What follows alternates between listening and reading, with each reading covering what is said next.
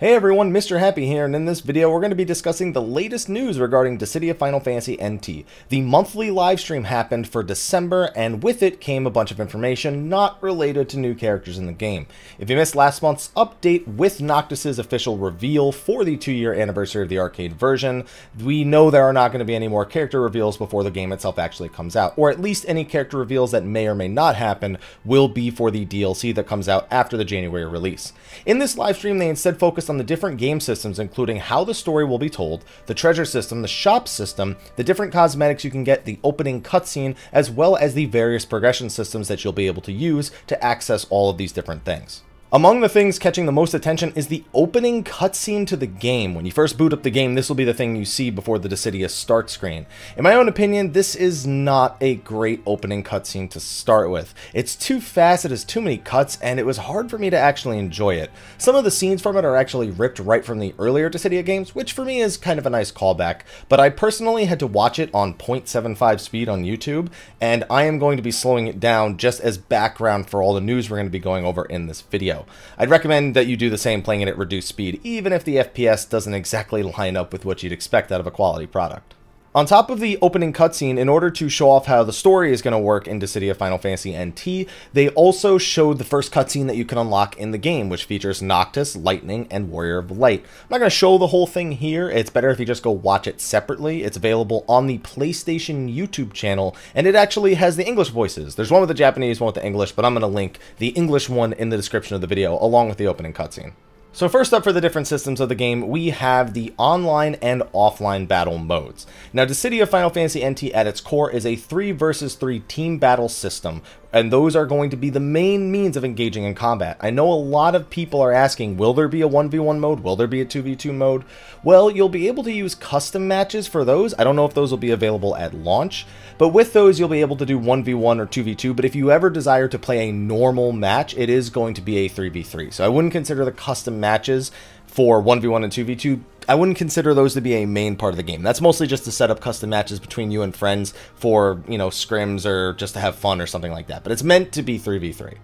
Obviously, online mode is going to be versus other players, which is the big thing that they want to be pushing with this game. And offline mode is for those of you who may want to experience the progression systems, the story, without necessarily having to go up against other players. You can unlock most of the features in this game, maybe all of them, I just don't want to say that for certain, through the offline modes as well as the online modes. So speaking of the different modes, now there's been a lot of discussion regarding the story of Dissidia Final Fantasy NT. Quite some time ago we heard that there would be no official story mode. Instead, there is a story option on the main menu, and what you can do is unlock cutscenes as you play and level up your account, which you can again do against both players and AI. When you earn story tokens, you can unlock cutscenes in the story menu, and you unlock these as you level up the account itself. Keep in mind there are player levels and character levels, and from what we understand, the player levels are going to be where you obtain these tokens. Perhaps you can also obtain tokens from the character level, but I don't want to say anything for certain on that degree.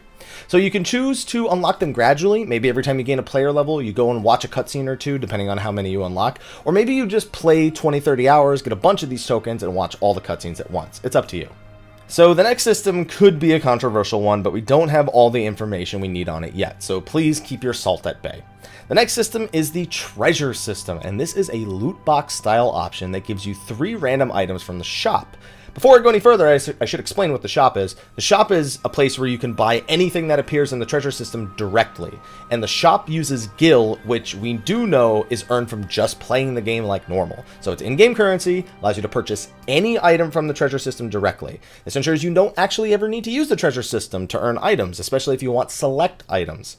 However, with everything being in the treasure system, also being in the shop, and vice versa, there's no mention on if treasures can be earned with real money. A lot of translators have gone to forums, Reddit, whatever, saying that these are earned with in-game currency, and that they aren't something that you're going to be able to purchase outside the game.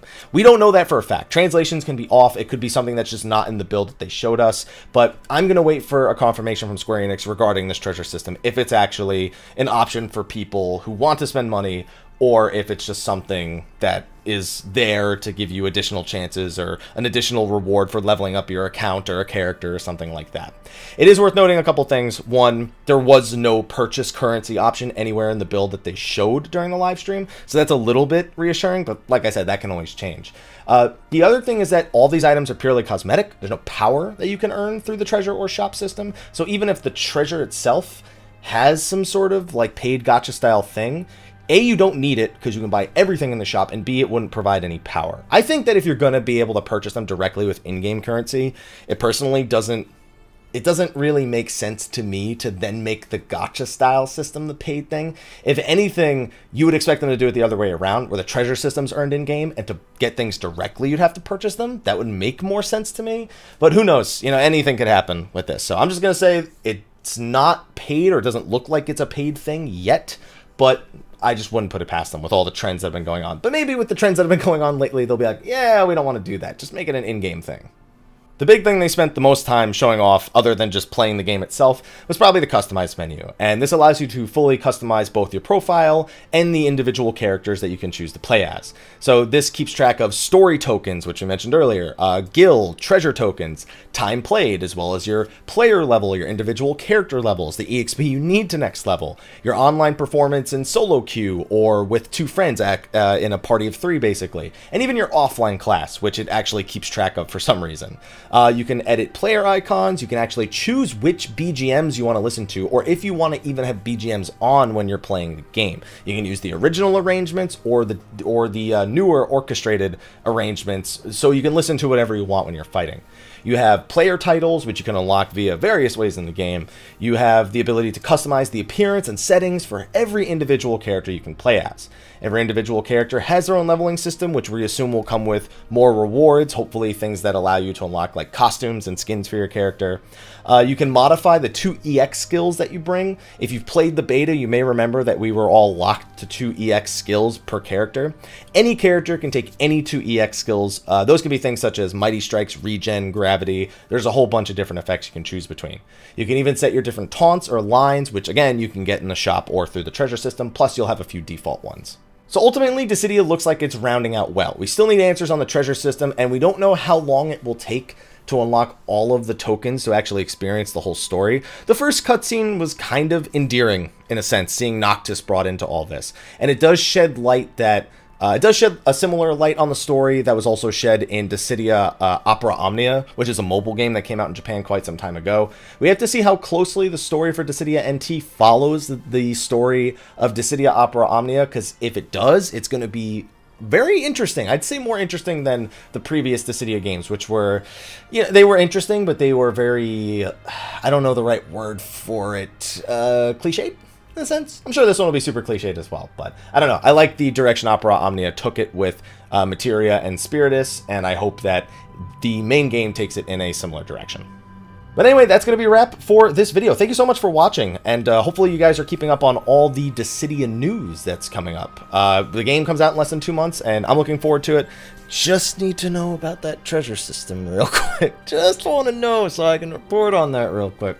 But I'll be patient and wait for it. Anyway, thank you for watching. Be sure to like, favorite, subscribe, and share, and stay tuned, especially as Dissidia comes out at the end of January. We'll be sure to get all the videos, guides, whatever I can, with all the games coming out at that time. Hopefully we can get enough videos out. I will see you guys in the next video, and until then, take care.